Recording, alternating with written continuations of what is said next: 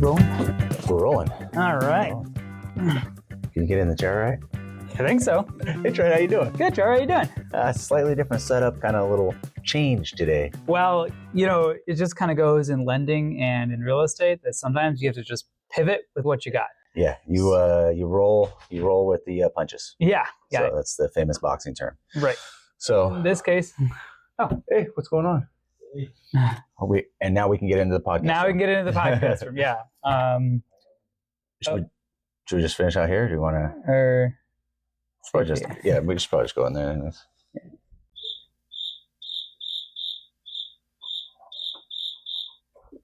No luck, huh? no luck. We don't. I was looking for just in case, the ring, but we don't carry any of the interior key. The interior, yeah, that makes sense.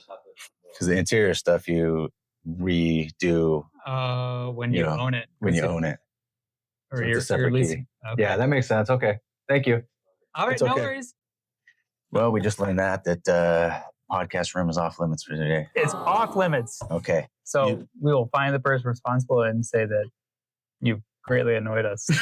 I don't know at this point. I'm like, what are we gonna do? We're going to say you greatly annoyed us and it was highly inconvenient to now we had to, I'm pretty much Pivot over it already. I did find it humorous though that I was like, so this morning I forgot to put you on the calendar because we're filming on a different day than we normally do. And then I was like, wait a second. I was like about to brush my teeth and I'm like, oh shoot. I think Trent's thinking I'm going to be down there. So then I called you and you're like, yeah, I'm driving turning down in there right now. I'm on my way. I was like, okay, it's going to be 40 minutes for me. So I was a little bit late. But then I did find it funny that you were here already and you let me drive 40 minutes and the podcast was locked.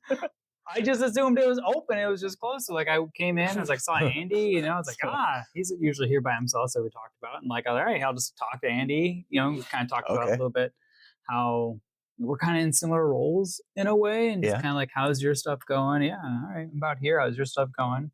Cause basically like we're on different branches within Empire, but he's got his team manager. So Greg Matthews, and like he kind of does a little bit the same. Like he manages some files, does a little bit of personal production, helps the team grow and be better. And then like same thing for me. So I consider you the branch manager. So is he the branch manager of that portion? Yeah, we just kind of throw titles around. It feels like sometimes whatever makes you feel the most important at the time. I don't know. I like when I'm talking to people that I'm like, hey, I'm going to get my branch manager involved. I feel like it holds a little more weight. Yeah, a little weight. Yeah. Sway a decision to come my way. Mm-hmm. People do like that. They're like, the managers. Yeah. Okay, I got the manager now, not just some schmuck, not just a team lead. Whoa, did you just call me some schmuck? No. Like, as in, like, if you just refer it over to me, like, this other guy, people like the branch manager. Ooh. I feel like if I just referred to you as some guy, like, listen, I'm going to get you with some guy. I don't think they'd trust me as much. Yeah. Like, it just seems like it'd be a little off. Right. Like, oh, you're just going to get me with some guy? Yeah. Yeah. Yeah, I've met him before, so, you'll be getting good hands. Yeah. It'll be fine. A jag, just a guy. Yeah. But no, then what happened was I was going to do the normal setup in there, but then I got a call and had a problem. So I'm like, okay, well, let me go over to this desk and start working. And then which happens to be this desk that we moved over. Lots of movable parts in here. And then, I was working on helping someone through a file, that branch manager stuff that we were talking about. So I never tried the door. and then I come in and I'm like, oh. Okay. Yeah. Although I did try the door while I was talking. I was like, oh, maybe I could. And I was like, oh, crap. I tried my key, jiggle, nothing. So, And the maintenance person that was just here, I mean, obviously it makes sense that they'd only have keys for the outside of the offices because that's all they're responsible for. Mm-hmm. Once you purchase an office or lease it out or whatever, you're responsible for the interior. So when you make a separate room with a separate key and everything, unless you hand them the key or something. Right? Yeah, I don't know. Like, keep this on file for me. Yeah, just in case, which might be a good idea. Mm-hmm. Well, we got to figure out how to get into this. This is probably a Dan question. Dan had all the keys. Yeah, I feel like, obviously it wasn't Dan's fault that this happened? I would imagine that somebody was just filming and they were just like, well, or they just, maybe they had an event in here and like, oh, we want to close off this area. Oh yeah, don't go in there. Yeah, there could be a lot of ruckus happening in the podcast studio. I don't know. And then they're like, wait, who's got the key? Mm-hmm. I've done that many times. Yep. But they didn't think it was a problem. Like, that's sealed off. That area is protected. Yeah. But yeah. So I was man, I'm peeling all over the place. I don't know. Yeah, look at this. You can't tell. Crazy. Yeah, but I was at Venice last weekend. Yeah. It was a lot of fun. Yeah. So got some beach time in. Yeah, I was. We were looking for shark teeth and stuff. But I'll tell you what, you go on vacation and you just get busy. You know, so coming up to the vacation, we had a couple listings going live, like 2 of them, right before we went on the weekend. And when you have a listing going live, you get a bunch of calls that first weekend, a bunch of questions, a bunch of realtors and stuff. Yeah. So it was one of those things. I was like, wow, we were just really, really busy over there. It's a blessing. I'm not complaining. Yeah. But it is one of those things. And then, we found 186 shark teeth. Oh, nice. Yeah, some of them about this size. Ooh, sweet. So, yeah, you ever gone? No. So you can actually find shark teeth all over Florida. In fact, in Orlando and stuff, if you go to construction sites and sift through some of their sand dirt, because that's what we have is basically sand. Yeah. You'll find some shark teeth because, this was all once underwater, Right. Yeah. And actually some of the bigger ones like the megalodons are found inland or they wash up. So you got to get there super early and we have kids. So it's kind of difficult, to get there super early with kids. Yeah. So we just, we do a lot of the sifting where you just scoop up the sand and in the water, you're just shaking it. Yeah. Shaking like the old gold panners. Exactly. Like you're fanning. Yep. You're shaking the sand out and everything. And then you go through all the shells and everything else. And you tend to find the shark teeth where like the most amount of concentration of shells are. Oh, so that's where you're kind of going around the beach. You're like, oh, here's a big concentration of shells. Yeah. Teeth probably came in there too. So you start, going through it, knock that crab out of the way, sand flea or whatever, Yeah. So, but it's a lot of fun. And I think it's our favorite pastime. And as far as like, if we're going to go to a beach, because there's only so much you can do at a beach, It's fun to lay there and hang out, but then it's like, what do we do? Right. Swim. Yeah. If you're shark teeth hunting the entire time, like we literally had to be like, listen, and I wore at Walmart, you can buy like those shirts and stuff and they're like 50 SPF. Yeah. And I bought one with a hoodie to make sure, I didn't. Your head was covered and all that. Yeah, exactly. Yeah. It didn't work. No. Well, it's only 50 SPF. It's only 50. I spent 8 hours, You probably need 100 SPF at this point. So I still got burnt, but I don't know. It tends to turn into tan. So I'll flake, but it'll, it doesn't look good. Like, I don't know if you can tell in my head, but. I'm not seeing it right now. Yeah, because the last few days I was really red though, but yeah. Yeah. You're like peeled it off. Like, I gotta get on camera. Let's get this peeling process. Well, now it looks exfoliated. Beach day. It was spa day. Yeah. Yeah, you rub the sand like in your head and then it takes all the flakes of skin off. Yeah. There you go. Not exactly what I do, but I mean, it could. Try it. Let me know. Good work. So, not a doctor. Don't come back to some medical issues that occur. No dermatologist. Yeah, so disclaimer. So, but what'd you do this weekend? This weekend I was up in Atlantic City. Yes, you were. We've been talking about this a lot. Yes. So, how was it up there? It was interesting. The hotels and casinos are really nice. Surrounding areas, not so much. Oh, interesting. Okay. Yeah. Yeah, you just kind of like when you're in your casino, it's cool. Like, and there's a couple of restaurants, about, but yeah, a lot of it was not as exciting as like to look at. We thought it'd be great to walk on like the boardwalk. Yeah. It was not as exciting. Although, yeah, it was okay. That's disappointing. We went to a different boardwalk where there was a town that was like 30 minutes away, and that it just kind of set up as a more family-oriented place. It's almost like it was described by someone else at Empire as a winter garden of New Jersey. Really? Yeah. Okay, so you said somebody from Florida said that. Yeah, and somebody somebody. That's kind of cool. Ryan with Empire, he said that. Hey, it's kind of the nicer area to go to. So it was cool. Like, there were nicer homes, and we walked on the boardwalk, and It was weird to us too, because like we went to go get a picture on some rocks that looked really cool, and they were like, "Oh, let's go out there." But then as soon as we started to step foot on the beach, there was a guy saying like, "Hey, you got your beach tag?" And we're like, "No." He's like, "Yeah, it's $10 a person." We're like, "That's not a $40 photo." So because there was 4 of us, so we're like, no, which is weird to us in Florida because we're like, we don't have that. No, they charge for the parking. Yeah, the parking. Yeah. They just go onto the beach, Yeah, even a lot of places have free parking, like Venice, and we were down in Minnesota and stuff. Free parking everywhere. Yeah. Well, we ended up doing like the Ubering all over because we didn't want to drive in New Jersey. I get so, yeah, we didn't have to worry about parking, but yeah, so it just worked out a little differently. Yeah, that's crazy. $10 a person. And is it something that people were swimming and stuff, or what? Yeah, people are swimming. People are just laying on the beach. It was a very cloudy day, but there's lots of people. It got warm later. Every time you want to go down there, $10, huh? Yeah, or you can get a week pass if you're going to be like kind of vacationing the area. I bet they have something for the locals where it's like a season pass. Yeah, it's got to be. Otherwise, it wouldn't make sense. Right. Like the locals wouldn't vote for it. I wouldn't vote for it. Like they voted for this boat tag pass in St. Cloud for East Lake Tahoe, and I was like, yeah, I'm all for making everybody pay for, just to make the park local. It's basically to make sure that that's taken care of. Yeah, and but the residents get a huge discount, and if you're not a resident, it costs a lot of money, but keeps things nice. Yeah, it keeps things nice, and I just figure, hey, as a resident, let's take care of each other. And then if you do want to use it as an outsider, feel free. You just got to help. You just got to pay a little bit more. Yeah. So we had that issue kind of in Idaho where all the Washington people always come over to Idaho and they use up all of our stuff. The problem is they were trashing. They're just making a mess. They leave campsites like horrible. And it's like, this is not the Idaho way. At Idaho way, we take care of each other.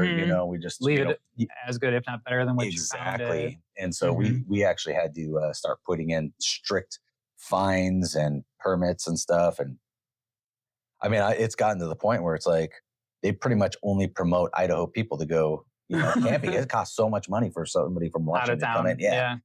Especially Washington. Yeah. I mean, it is Washington. The state of Washington. Yeah. Although it might be the DC problem too. Could be.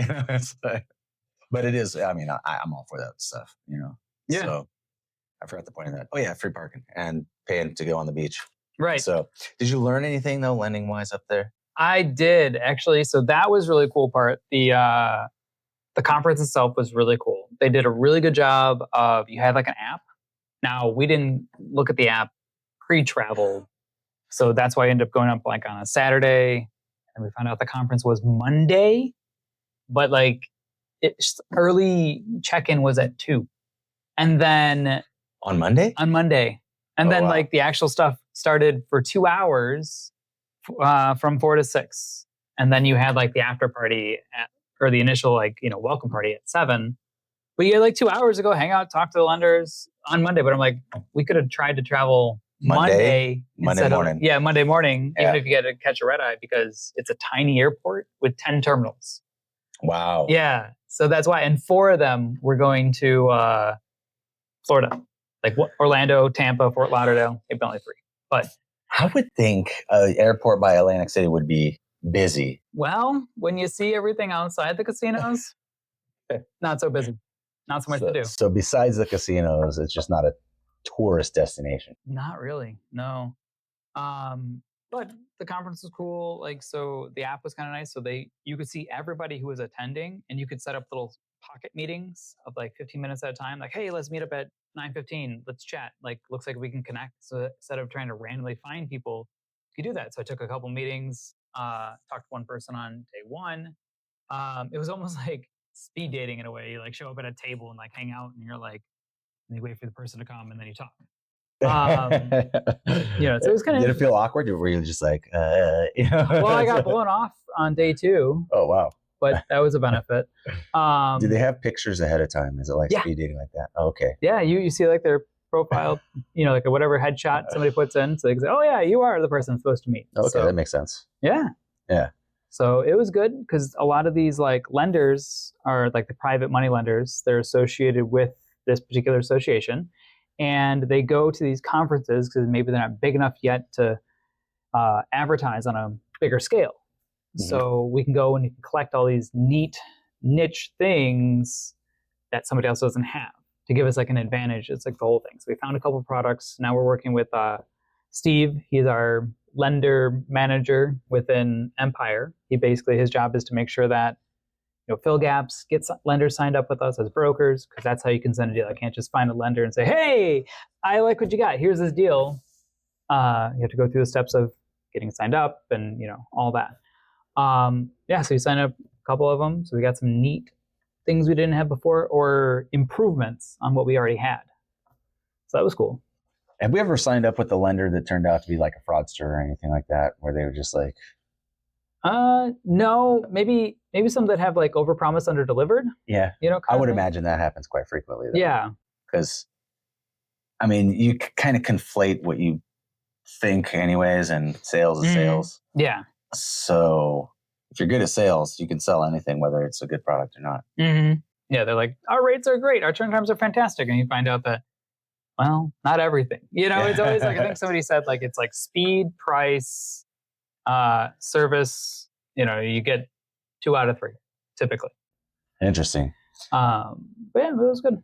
I do feel like that's kind of a UWM thing also, where they're just like, listen, we can do it really, really fast if you want to do it really, really fast, but you got to fit within these confines. Otherwise, we can do it really, really good, but I don't know if we can do it real fast on this if during these confines, Yeah. So that is, I guess that's how it works with things. So. And a lot of our lending going on right now together is some struggles going on with some of that stuff. Yeah, you have some people that just don't quite fit in the box, but it kind of happens too. Like we have one case where they're like, we made this amount of money. And then we have to look at the taxes because they were self-employed. And you look at it and you're like, where's the money? You wrote off this right portion of it. So that becomes an issue now. And they're like, oh, I wish my accountant didn't do that. But I told them like, well, it's not your accountant's fault. Their job is to make you money. Yeah. So you don't have to pay all this in taxes. They saved you a couple grand, right? Yeah. But this is where we're at now. Yeah. Try and help you out. And then there's all these little nuanced things too that we're just missing a couple docs. And it's hard when you don't have somebody who's like as tech savvy or access to everything. Yeah. But they stay at the same job, but they changed like positions kind of. And that's why we have a W-2 up into a certain point. But W-2s don't reflect commissions. And like, we get this commission. I need to. So the new position has commission involved in it. Well, or it does. It does have commission. It's salary plus commission. But the problem that we have is that we don't have what the previous one is. We needed history of commissions. Now, if the previous position was pure salary, you can't count commission that's short-lived. Right. You've only had it for so long, even if it's going to continue, you have to have a history of it. So that's the problem. But I'm trying to do all I can. Be like, well, we can get up to this if you can prove it. I just need 2 pay stubs. But when you're not as technology savvy, it's hard to. Yeah, I feel like that's a lot of people. And I don't think there's really excuses. I think people they just don't do it for the most part. I actually had this just brings up a point. I haven't thought about this in a while, but we had back when we lived in Idaho, we had a friend that was a fellow realtor that lived about 5 houses up from us. And he claimed $36,000 a year. He'd pay himself $3,000 a month and that's it. So, and I was just like, well, what if you want to qualify for a house, blah, blah, blah. And before we moved up here about 9 months ago, he got married and he was a single dad before that. And he got married and they were like, we're going to buy a house together. We're going to, buy it over there. And I was like, well, what are you going to do? And he just did a bank statement loan, Yeah. I was like, wait, you only claim $36,000 a year, but the business makes a lot more. Right. Yeah. So we're good. Yeah. So he bought a house. It was just fine. Yeah. But I was like, that's interesting because here's somebody that claims only $36,000 a year. He's paying like nothing in taxes. He's got a kid. He's got all these other exemptions. Paying nothing. Yeah. Good gig. Yeah. Just do a bank statement loan. Yeah. And I was worried that because I think about that stuff about qualifications, but he's just like, no, there's so many ways to go about it. And this was before I got my mortgage license. So I'm just like, I think about it now and I'm like, That's the way I should be operating. I still don't operate my business like that. So do you do that? Oh, wait, you don't. It doesn't matter for you because you're not. But like for us, you can set your business up where you're getting draws, or you're basically just accepting your paycheck. And if you're accepting your paycheck, you're getting taxed on the full amount. If you're giving yourself draws through your business, then you only really have to claim those draws. If they're regular type draws, you have to make them regular and stuff. Yeah. You fit within the guidelines, but that's how you do it, know? And so that's all he was doing was taking draws out of his business, to a tune of $36,000 a year. Yeah. So that makes sense. Anyways, I should do that. Yeah. Do it that way. Save yourself on taxes. But no, for me, I'm almost to the point that I can switch over. My goal is by the end of the year to hit the amount that I need so I can switch over to 1099 from W-2. Empire allows that. Oh, you can? Okay. Yeah, we just have to make sure you know what you're doing, kind of thing. So they basically do it so that you don't get in trouble with the taxes and stuff, or they don't get in trouble with right. So it's more of when you're below a certain point, like you probably are better just staying W-2. Yeah. And then when you get to the right standard, then you can switch over to 1099. Like, all right, well, you know what you're doing. You have this much production. You can run it more like a business. Interesting. There's different states and there's different boundaries, so we have to just kind of figure it all out. But so it'll be kind of nice to do because then you can just probably set up something similar. There's so many tax advantages, like to being able to do things like that. Like you can take and hire even some people do it for like their kids. They'll take and hire their kid and pay them enough to fund an IRA or something like that. That's basically what we're kind of thinking now. We're getting to the point where we do so many mailers and whatnot, and that's the perfect thing for kids. It's like just print the stuff out, pack it together, get it shipped out. So we're considering that too, just because it's basically tax-free money. You put in for their future. Yeah. Because you're gonna need it. Because I saw a report saying that Social Security is running out big time. Yeah. Well, I saw it's 2035 is the okay. That's a little sooner. I saw 2037. So 2035, guys. Oh yeah. Okay. Did you see 2037? I literally saw it again yesterday, and they were talking about 2035, and I was like, But in between they've spent it on so many different things. Right. They borrowed against it. Yeah. Even like the Panama Canal, they borrowed against it to. Yeah, I remember that. That was one of the major things. Yeah. I remember learning about that in high school. And just being like, really? I thought we weren't supposed to touch this stuff. Nope. Yeah. Which it kind of makes sense. Our society, our economy is based on borrowing money. Like even when you put money in a savings account or a checking account, you're not putting it in there, hey, watch my money for me. You're putting it in there and to be like, hey, you can do whatever you want with this money, loan it out and stuff, but I need to be able to, use some of your features, your, debit card and different things. Yeah. And just watch my money, but you can borrow against it in the meantime, because that's what you're doing. Right. You're allowing them to borrow against or to lend against your money. That's why I feel like I should charge the bank like 2 or 3%. I know, right? Look at all that, what I'm allowing you to do with my money. Yeah. But like a savings account, you're lucky to get like 0.5%.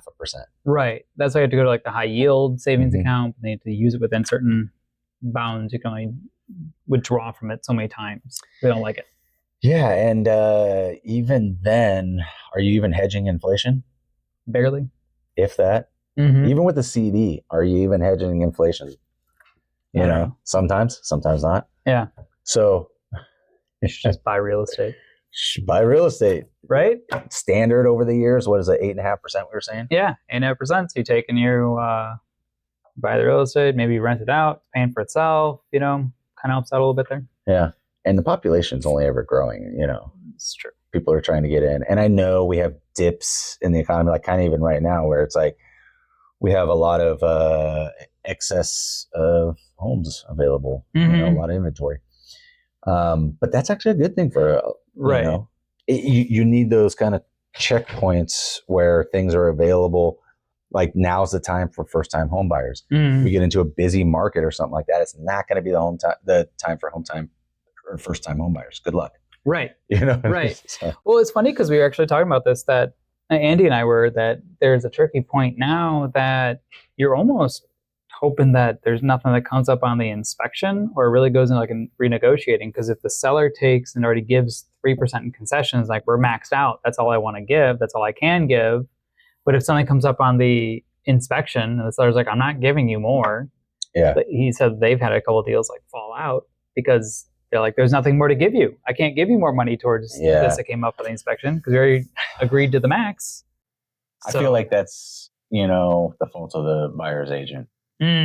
Because when I go into a house or into like an offer or something with somebody, I tell my buyers straight up, I'm like, listen, let's take a good look at everything we can see, all the cosmetic damage, because everything that we see is going to come into our price, our initial price.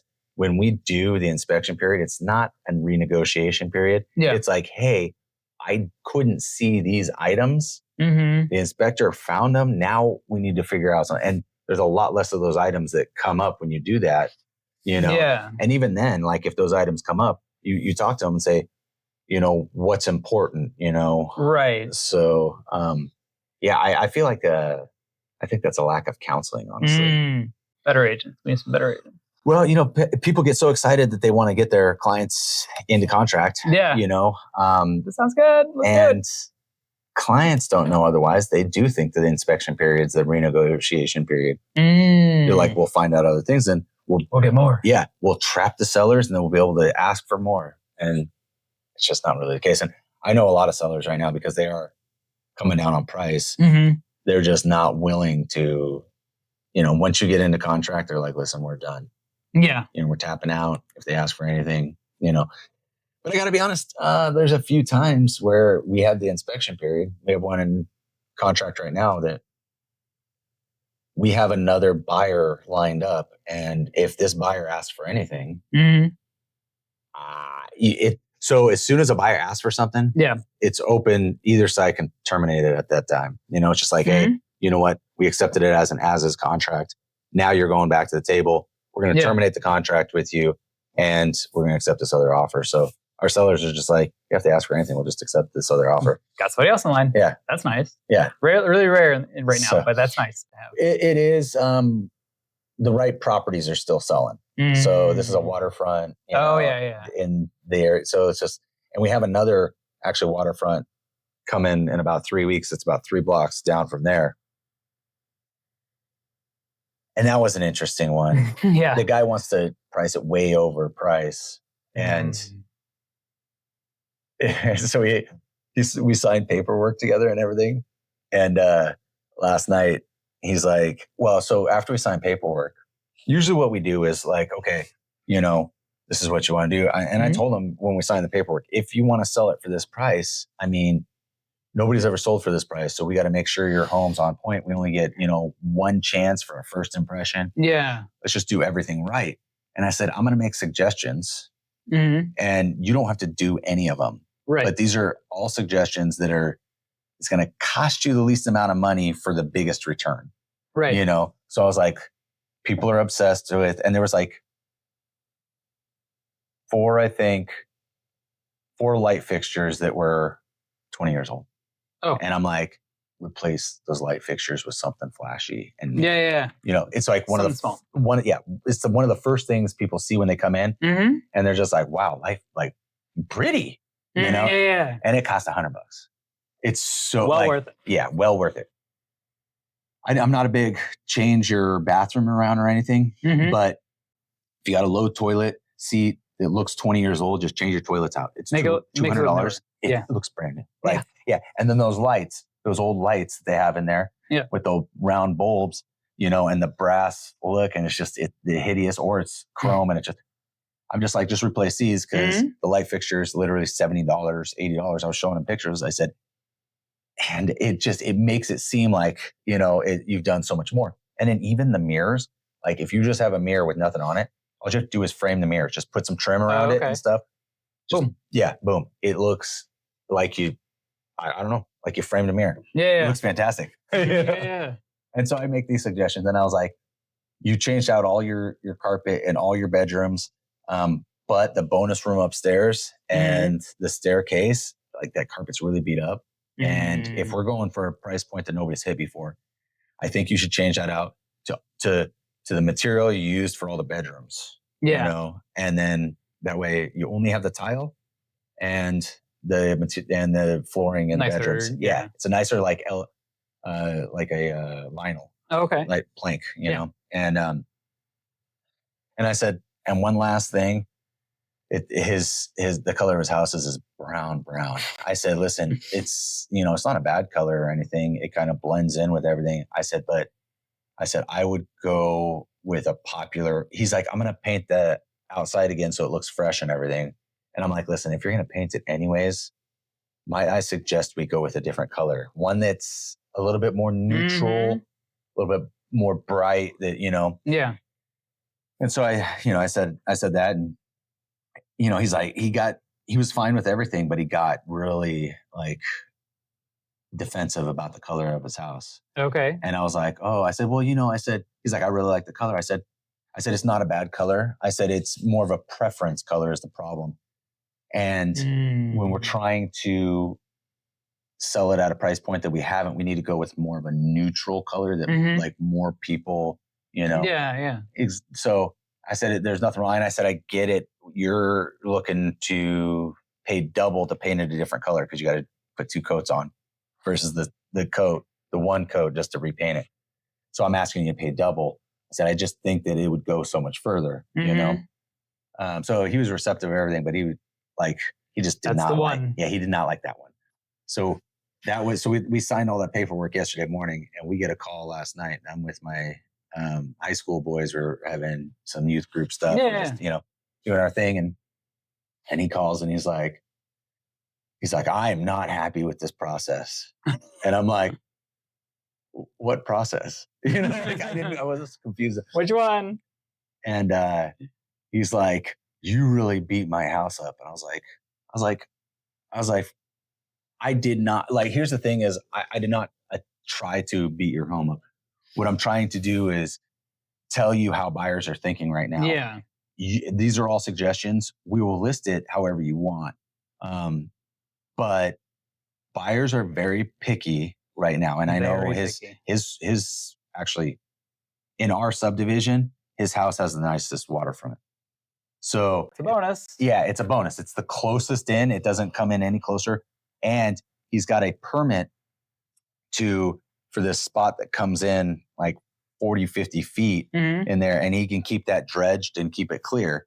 And he's the only person in a subdivision that has that permit. So he doesn't have a dock, but he can build a dock that's only 300 feet versus a dock that's like 800 feet. Most of the people.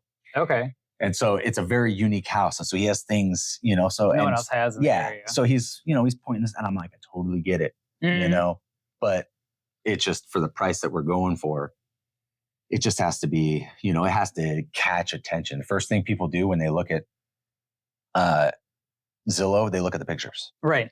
You know, and then they see if there's a video or anything.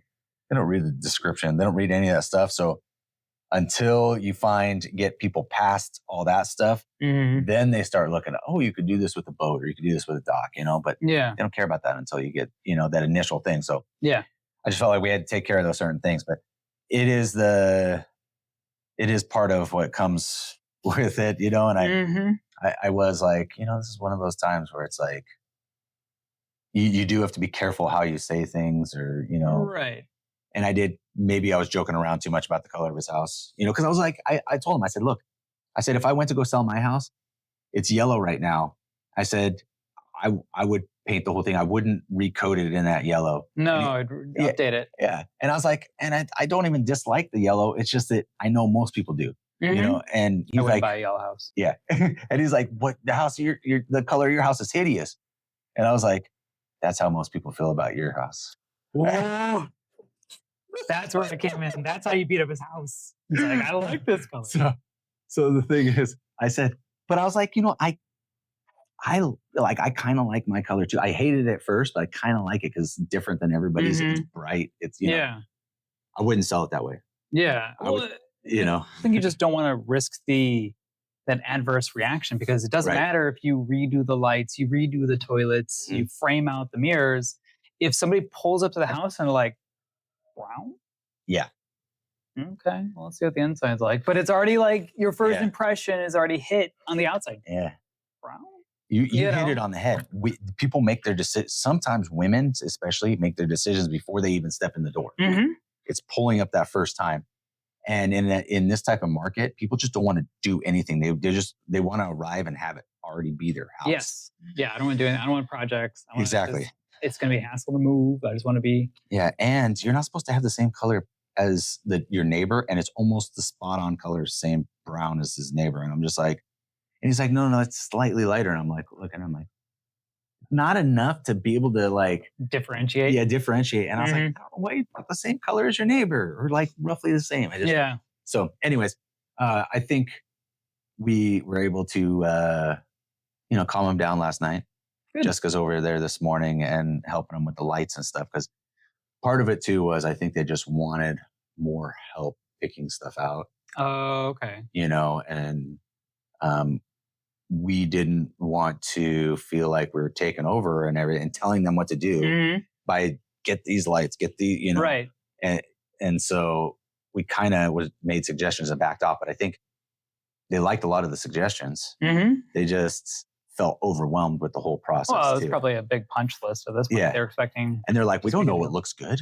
Right. You're telling us get designer this or, this. And we did show them like pictures, like this type of thing, but ultimately, I think you just have to figure out whether they want more hands-on, or less hands-on, Yeah. That part of it. So we could kind of wrap up. I think this was a really good size one. Longer episode. Yeah. I could just keep talking. But thanks, Trent. Absolutely. Thanks, everybody. Thank you. See you next one.